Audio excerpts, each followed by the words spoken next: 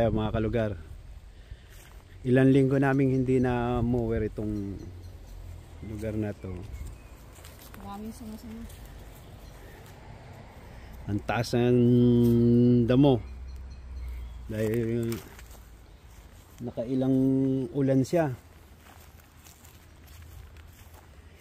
Tsaka nga mga kalugar, ngayon pala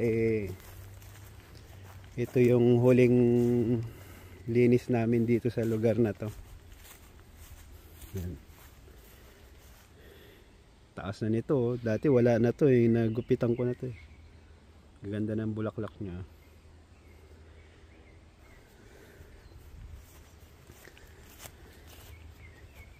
Ngayon i-mower ko siya.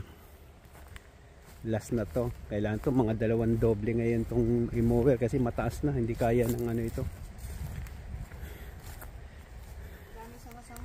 Hindi maliliit, kaya ng durugin yan. Natabo na nung hinukay na lang nila to. Lumapad yung yung damo.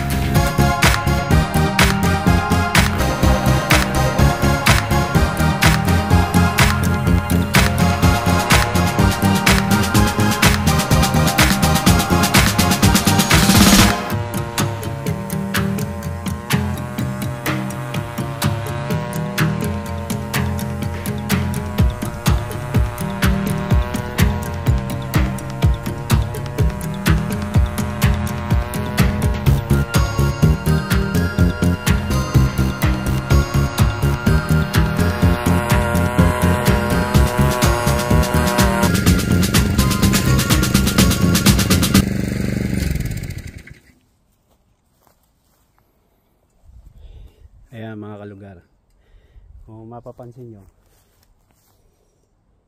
naaararo ko na ng unang beses at pangalawang beses tong area na to. Yan. Mismo nga pala siya naglilinis doon sa labas, sa may daanan ng sasakyan. Yan.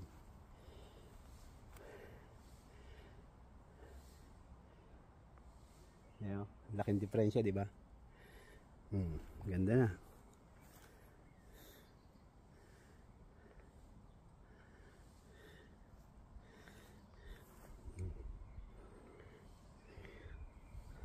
Kailangan lang i-set up mo siya muna doon sa mataas na cut para umangat yung blade. Kasi pagka doon kagad ka sa mababa, hindi siya mamomower ng maayos kasi dadapa lang yan, mataas Dapat nga dyan ginagamit yung yung isang demotor, yung parang may tanse, yung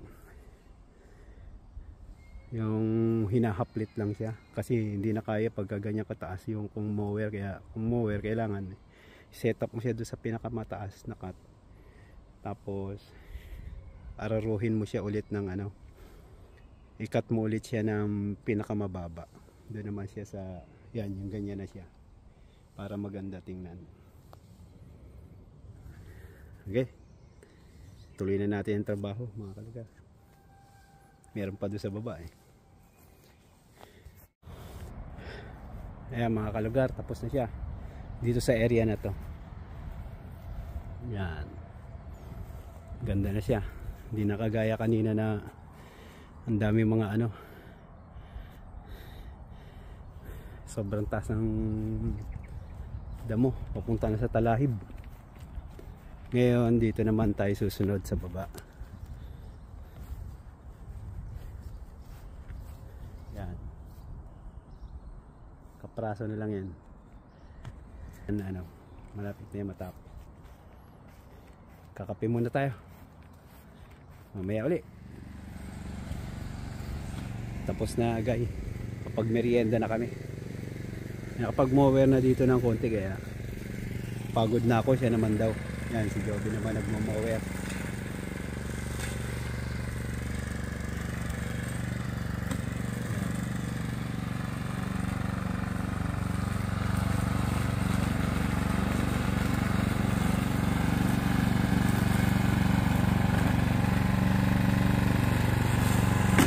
Oh, ganda, baka may bato.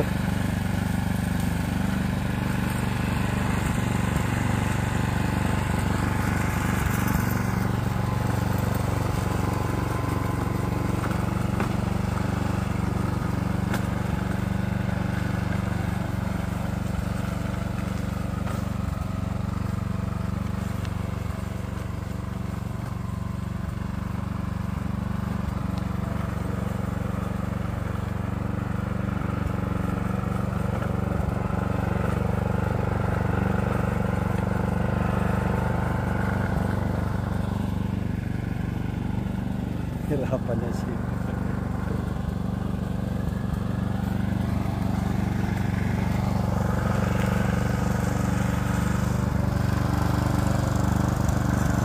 Nakaway muna dyan. Ha? Ayaw ko maway kasi mamatay yung makina. Ayun mga kalugar, natapos ko na din. Natapos na din namin yung pag-mower dito sa lawn area.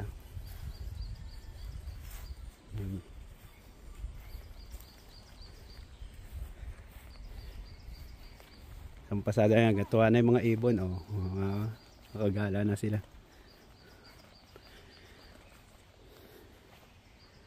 Oh, ganda na.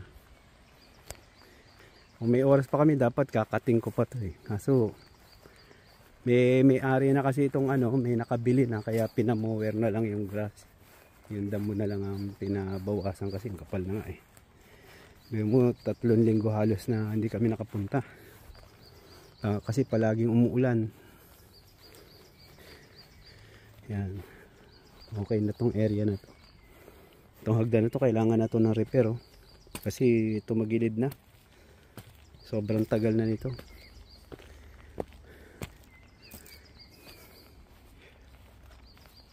Yan.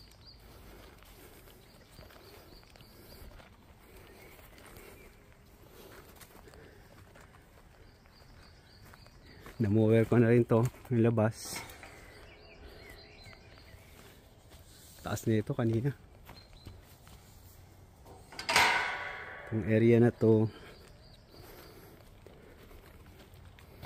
Tapos habang nagmo-mower nga ako kanina, umpisa ako mag-mower. Nilinis naman ni Mrs. itong ano na to, driveway. Ang dami nito kaninang ano, yung mga bunga ng pine tree, tsaka yung mga siit-siit.